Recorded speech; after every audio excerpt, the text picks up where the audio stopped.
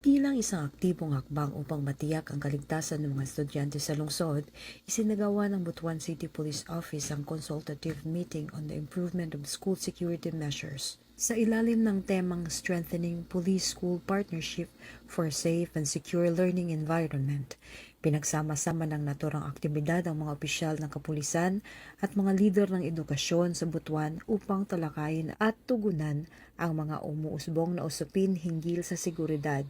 Binigyang diin din ni Dr. Minerva T. Alves, Schools Division Superintendent, ang mga alalahanin sa seguridad ng mga paaralan at ang mga kasalukuyang hakbang pang-seguridad na ipinatutupad. Bilang bahagi ng mga inisyatibo para sa kaligtasan sa mga paaralan, patuloy ding hinikayat ng Butuan City Police Office ang publiko sa paggamit ng mga sumusunod na emergency resources. Unified 911 Emergency Hotline, Agap Caraga Mobile App, local station hotlines. Naglabas ang BCPO ng updated na listahan ng mga hotline numbers sa lahat ng city police stations at mga city mobile force upang matiyak ang mabilis na pagtugon sa mga insidente sa bawat komunidad.